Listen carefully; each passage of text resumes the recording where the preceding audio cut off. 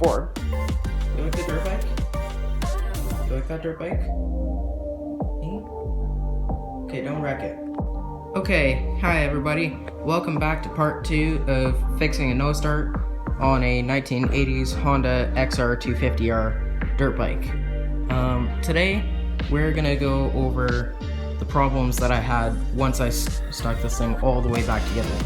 So I had this thing bolted all the way back together, everything hooked up good, except for this air filter boot, which I still have to fix. And now, when I turn the fuel on, there's a bunch of fuel coming out of the float bowl vent, which is this hose down here, and it just leaks all over the floor. You can still see the little bit of a shadow there from where it was before. Could also be just the shadow of the bike in the camera that you can see, but there was gas there before. So now I'm going to tear this thing all the way back apart, and I'll let you know when I'm done that. Okay, so I have this bike all the way back together.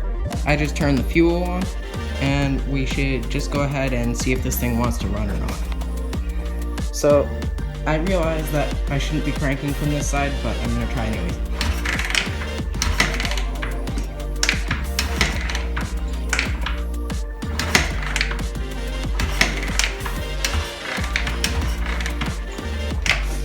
Just a minute, I'll try to get it running off camera.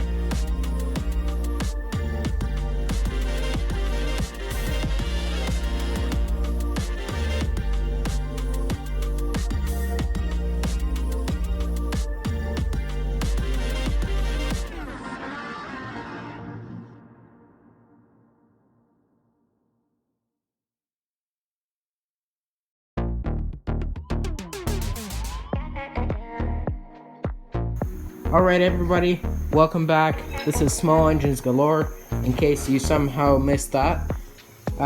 This is part 3 of making this Honda xr250r run. So in the last video, we found a broken bolt located right in there. You can see our brand new threads, which means obviously we got it out. These threads are M8 threads, the originals were 6. The bolt didn't want to come all the way out, so we had to drill it out to the next bigger size, but this will work for getting this back together. Let's go ahead and reassemble this thing. One thing to note, this thing was revving really high, and we found that the throttle stop was adjusted really high, so maybe, actually there's a good chance that's the only reason why it was revving really high.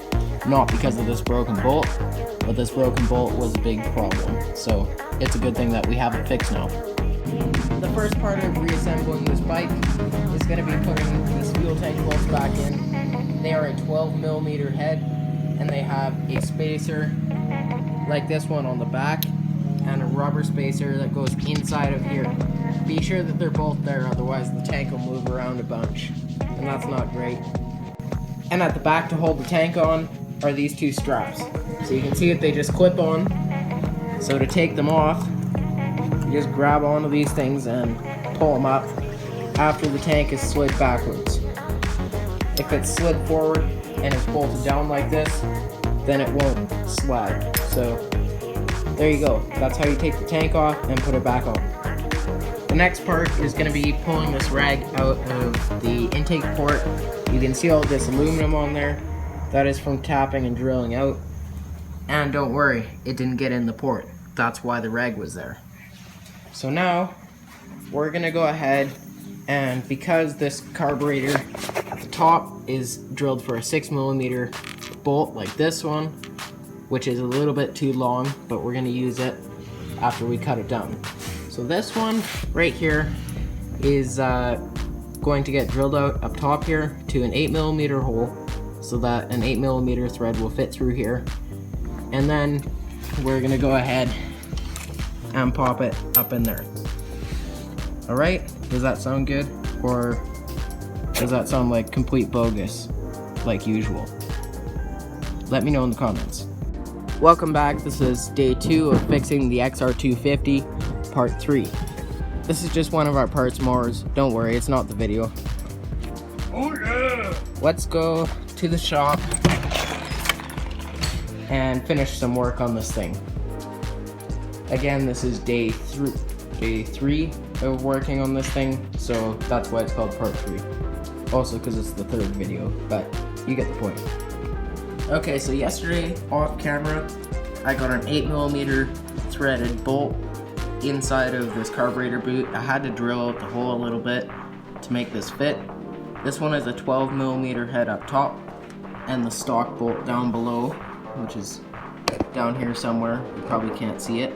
It's an 8mm head, and it is a 6mm metric thread. The next part that we're going to be doing is sticking the carburetor back on the boot.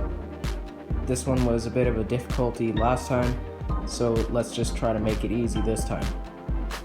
Alright folks, here's a problem that I'm running into. Because the cables are hooked up on the carburetor, it doesn't want to come past this boot because this boot is bolted on separately. Normally I'd bring the carburetor in through this side, so I think I just got to disconnect the cables and then we can put it back in. But I haven't even got it to the boot and it's being difficult. Let's see how difficult it is to get it on the boot. Alright guys, here's the carburetor off. I think I gotta go to town pretty quick here, so we might not get this thing all the way on. It goes in like this with the tab facing up in case you haven't been watching my other videos. So inside the frame, then into that boot, in there like that. I'm gonna do this off camera because it's really hard to do it with one hand. Well, it suited really nice actually. All I did was put a little bit of lube on there, also known as spit, on there, and it just slid right in, way easier than previously, so that's good. I'm gonna go ahead and hook up the carburetor with all the cables and fuel line and such, and then we'll go to put the tank back on for sure. Just go tighten down the other side because this side is already in. We're just gonna go put the other side in on the next clip. Okay, so when I left you on the last clip, we had just got this carburetor on. I'm gonna go ahead and tighten up the clamp for the boot and hook up the cables. I'll see you in a minute. So guys, we finally have the clamp right here tightened up, and I want to show you what I ran into over here. So you can see that both cables are hooked up right now though, but maybe you can see through the top of this frame, maybe not. I think you can. You can see that the bottom cable is hooked up too, right? So I initially hooked up the top cable and I tried to hook up the bottom cable. It took me almost a whole hour to get it hooked up because something was not happy about stretching right or whatever. And I found out that this part of the cable right here was jammed up against this throttle stop. So I slipped that into there, pulled it out, and it hooked up in there really nice, which is good.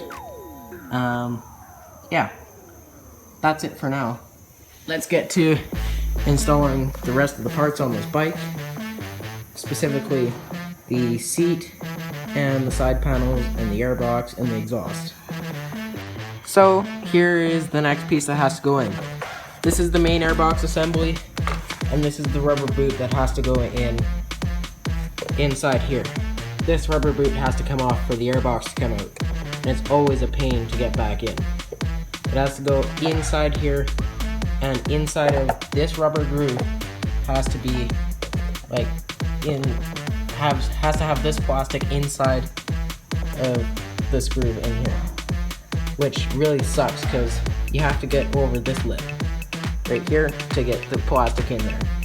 We're gonna go ahead and try to spiral it on this time, but I'm not thinking it's gonna be really easy, so wish me luck. I doubt that this video footage will be any good, but here's me attempting to put this airbox thing on.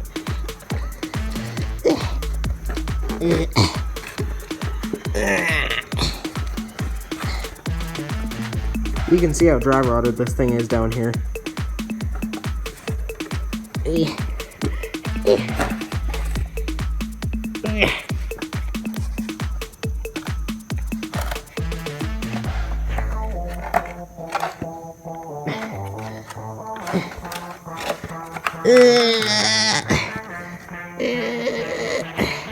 Twist your bugger. Twist your bugger.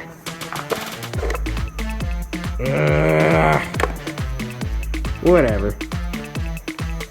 Guys, this is really driving me absolutely nuts. I've been trying to get this stupid rubber boot in here for 32 minutes. I can't get this thing in there.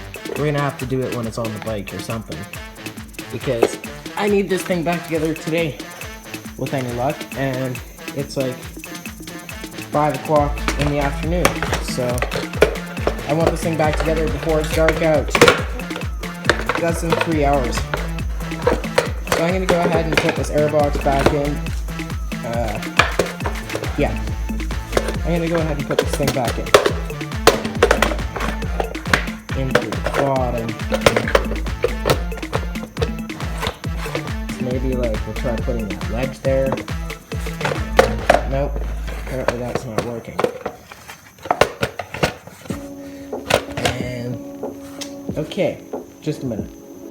Alright guys, for the airbox, in case you haven't watched the other videos, there's a bolt up here and here. And on the side here for retaining it, they're a 10mm head. And check this out. This 10mm wrench that I found does not fit it. Like, not at all. Only because we were welding inside of it with other nuts. But the open end of it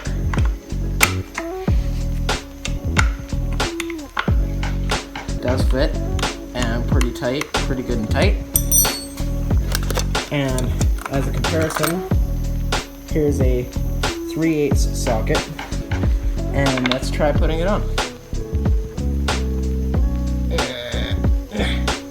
Does not fit, so it must be a 10mm. That's these bolts. 1, 2, 3. How the rest of the air filter goes back together is super simple. This air filter element is like in the side like this. You can see that there's a stud poking out in there. Put the wing nut on that, and your air filter itself is in after that tube is put in. So we have to work on that before the air filter can actually go together. I completely forgot about that. Let's go ahead and do that then. Okay, so here's the air intake tube. You can see it's not connected to the carburetor. It just doesn't quite have enough reach without this stupid thing being shoved in further. So now I have to try to shove this in this direction because it didn't want to come through towards the inside of the air filter. I'm going to try to push it out this direction. Starting with those dry rod chunks because they might be easier. Maybe not. I don't know.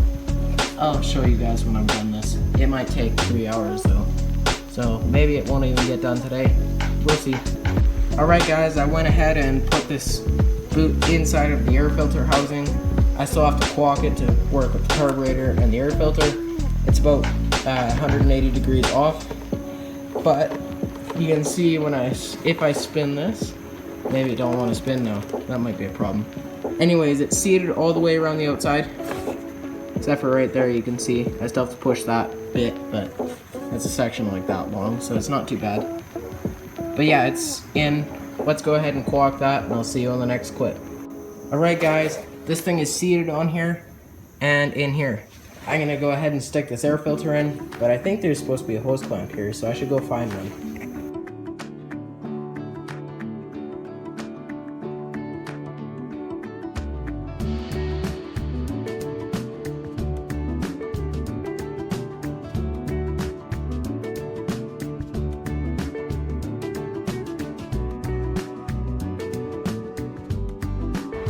Your guys' camera just went dead, so I just went and transferred everything.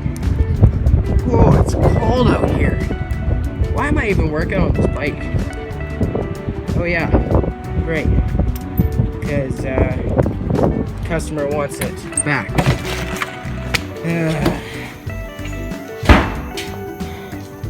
Alright guys, here it is again. The air filter is actually in it. I'm going to find a hose clamp for this in a bit, but I want to try to get this thing running first, because because it probably will have to come all the way back apart if it doesn't run. I'm gonna say if, and hopefully not jinx myself. Hopefully this works.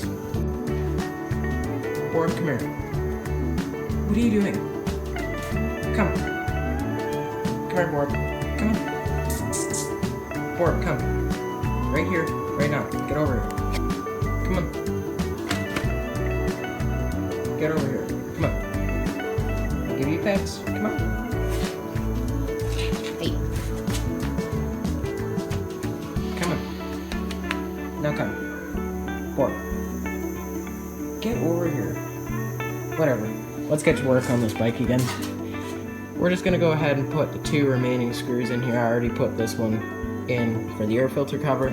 We're gonna go put these stuff in.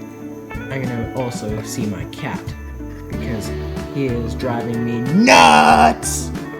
Borb, hey. Trust me, buddy. You don't wanna go back out there. No, it's super windy and rainy. You don't wanna go back out there. Borb, you want your belly rub, hey? I can't hold you and videotape and belly rub you. I don't have 3 arms. Well, I guess I'm gonna have to give you a belly rub off camera. Good Borb. Alright, see ya.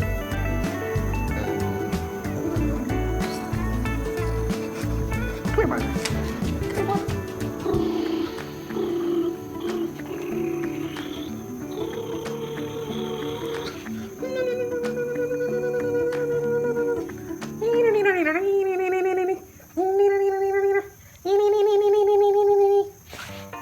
Like that, Borb? Like that? Okay, so now that air filter is on, we're gonna go ahead and walk over here and get this exhaust right here and put it on. Alright, so the exhaust is slip fit on here. Neither one of these bolts is tight, and we still need to get the clamp for here. You can see where it goes because there's no paint on the frame. It should be in here somewhere, yeah, right here. Borb, what? What do you want? What do you want? Okay, let's go ahead and put this clamp right there, and I will see you after I'm done doing that. Alright, if I remember correctly, these bolts are a 12mm. Yep, okay. Go ahead and tighten this down a bit.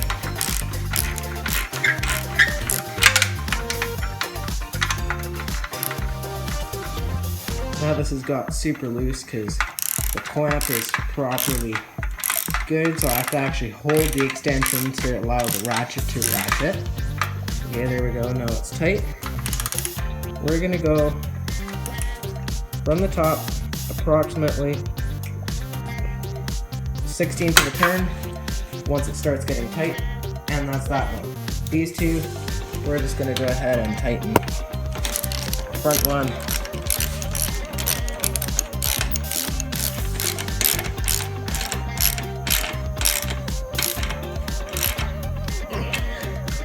Just tight like that, and back one. We don't want to tighten these too far because it might crush the pipe a bit. Which I guess you do want it to crush the pipe a little bit. Ow. Don't worry, I didn't strip that off. Just me, that's all.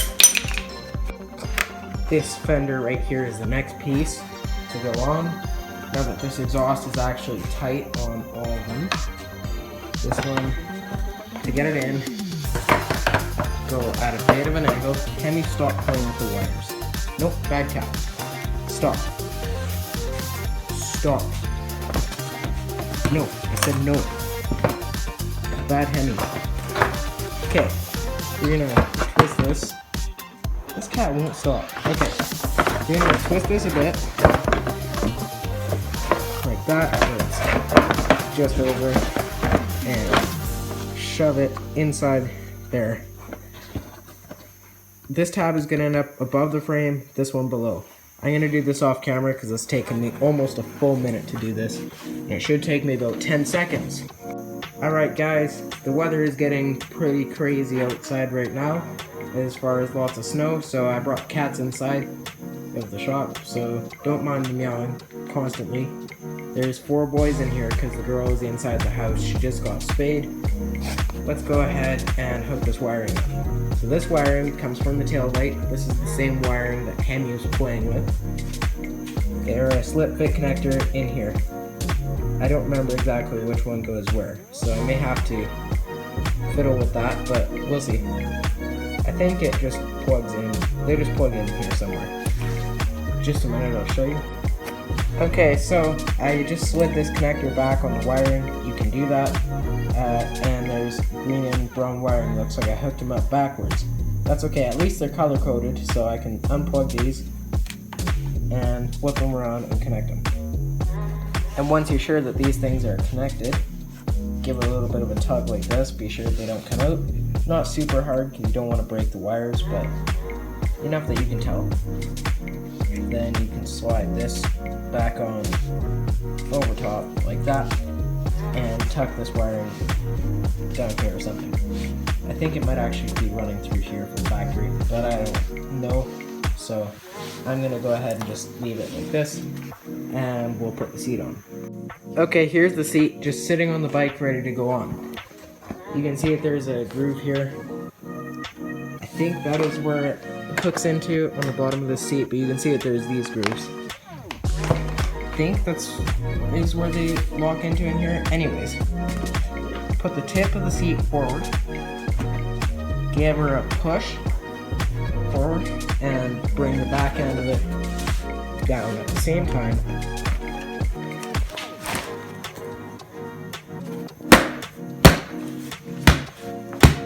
Okay, now go ahead and try to lift the front end of this thing up. It don't move too much, so that's good. Let's hook up the back of this thing and we'll be done putting the seat on.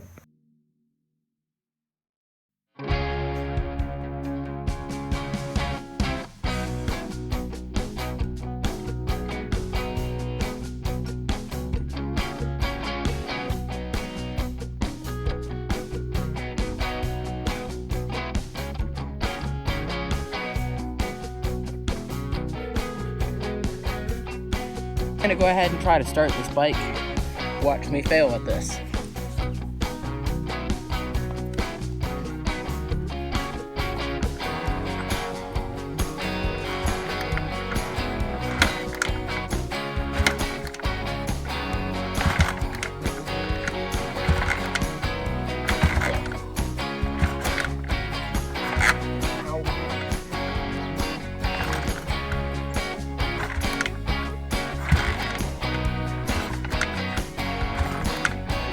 Yeah, I can't crank this thing fast enough.